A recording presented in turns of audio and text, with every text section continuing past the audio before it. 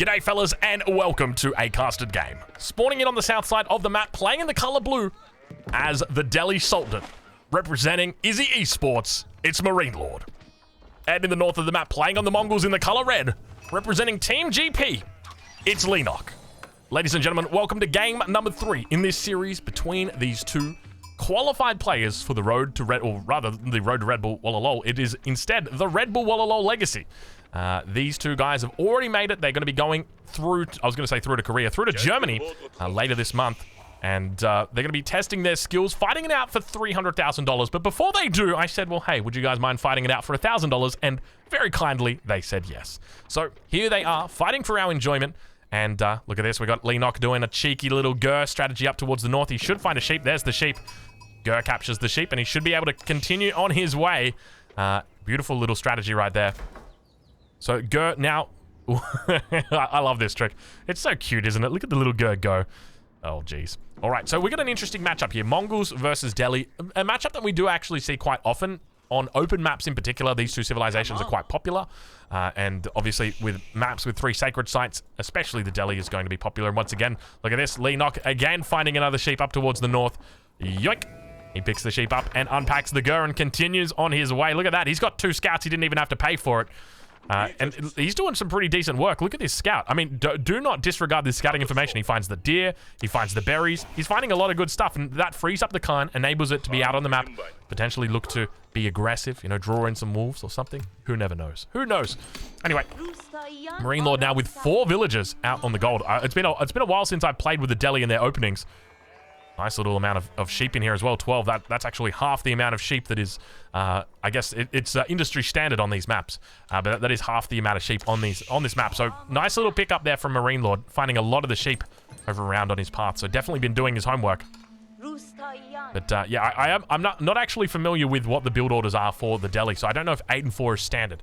But I'd have to double check. But we'll check in over on the other side of the map as we do have the barracks going down here, and the villager moving out. Double production coming through for Leenock, as it's going to be that early aggression, as you would expect. What kind of response are we going to see? Probably the very typical response. So the Delhi player goes to the second age. They build a stable and an archery range instantly. Then they make sure that they've got double scholars. So put the 2 scholars inside, and then start producing scouts and start producing archers. And then they're going to research at their mill. Professional scouts. Instead of researching anything like horticulture, they're just going to research professional scouts. Let's see if MarineLord does that. I haven't actually coined a name for that response. I can't remember who was the first one to do that.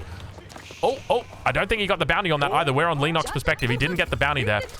So nice little play from MarineLord. And look at the gold he stacked up here. He stacked up 320 gold, knowing that his enemy is going to be coming in and attacking on that gold. So he gets the extra gold in so that he can try and afford the scholar. I don't think he's going to have enough, though. He's going to be 30 short.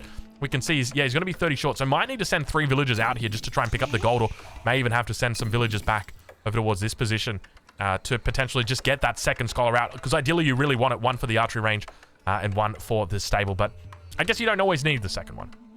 He can always wait a little bit later for it. But continuing to rally out Spearmen. It looks like it's just going to be 4 Spearmen for the moment. He could technically make more. We can see right there, he's got enough for the double production, but he's just choosing not to, and I think that's the right choice.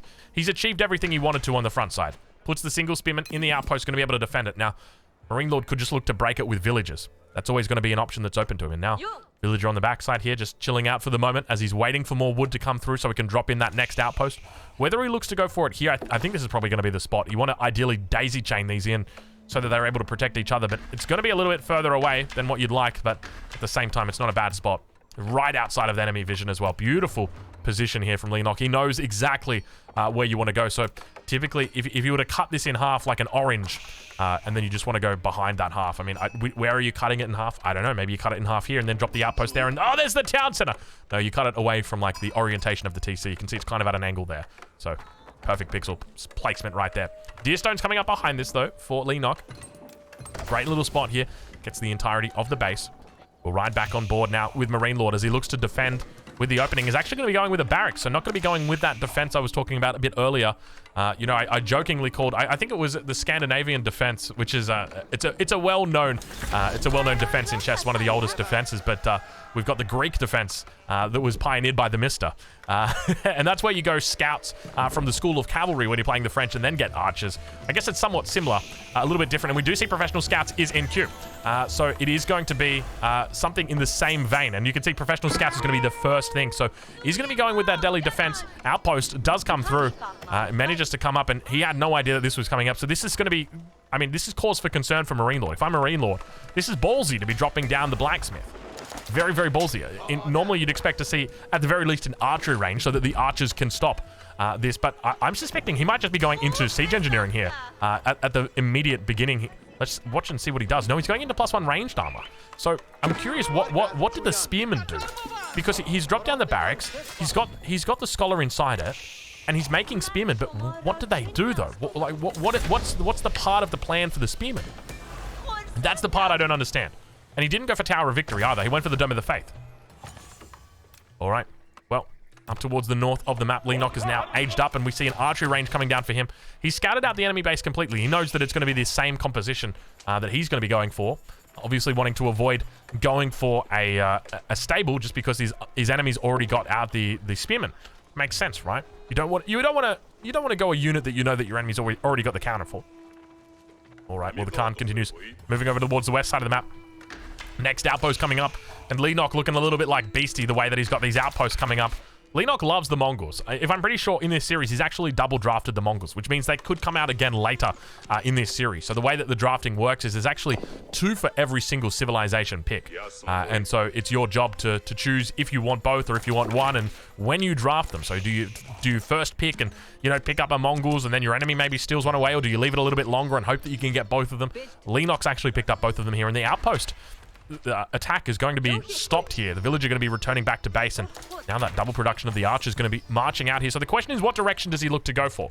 Does he start thinking a bit more about a castle age, or does he look to commit to the second age? And it's going to be a spearman attack on this, something I definitely didn't expect to see.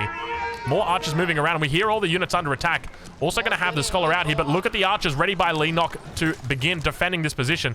Spearman jumping into the outpost. He begins focusing down the scholar, realizing that that's going to be the weak point of the attack, and indeed it is. Scholar actually might be losing its life. That's 150 gold. Don't do it, Scholar. Scholar goes down to MarineLord early on in this game in a little bit of trouble. At the same time, down towards the south side, can he get a tag on this? Needs to get a tag on the mining camp. Tag the mining camp. Tag the mining camp. Get 1 damage on that bad boy, so if it gets deleted, then you're going to be A-okay. Looks like he's just going to be defending it for the moment, though. Bit of a have we got a long-distance shot coming in? I think we do. I don't know what was going on right there, but down to the south, it looks like the movement speed arrow going to be coming in. Another scholar. Oh, he makes it back inside safely. And now towards the front side, and this is where it starts to get a little bit harder for Leenock because he's trying to posture himself so that he can defend his outpost, but unfortunately the villager's going to get pulled here to help out as well. Focusing down the spearman. He's going to be able to break through this. The first of the offensive units gets taken out. The second one also going to be coming down, but he manages to break that away, and now going to be able to jump in on that gold. Moving down around to the backside. The consequence of Leenock being overly aggressive on the back means that he loses that outpost on the front. So a little bit of a mistake there. He's got more units moving out. No villagers here yet to replace these outposts. Ideally, you'd love to see him add even more outposts in. But stalls out for the moment. Resource count still looking pretty low for these guys. Neither of them intent on moving on to the next stage. Professional scouts about to come through for our Delhi player. Expect to see a couple more scouts added in, as it's got 15 seconds to go before it does get researched. Wooden fortress, rather lumber camp out over on the west side here, and look at this. Leenock moving around over on the west side. Now, interestingly, you know, we could have easily put an outpost down behind here. He didn't opt for that direction. Mining camp going to be going up, and now once again aggression on the villagers. We've got the plus 25 health coming through from textiles. I think he's also got +1 ranged armor, so he takes a little bit less damage, but now beautiful composition here from MarineLord on the defensive. Spearman and the horseman. Unfortunately, the spearman not going to be doing too well in this composition. Leenock trying to hold in on the defensive. Beautiful little spot. The outpost does come up. Villagers do get inside it, so he's going to have to fall back away from this position. Expect to see from Leenock. He's already got it, and siege engineering comes through straight away, which was what my suspicion was. Ideally, you want to break this. Do not let your enemy gather that gold. They need that gold, and you need to prevent them from getting that gold. So expect to see this broken with siege engineering.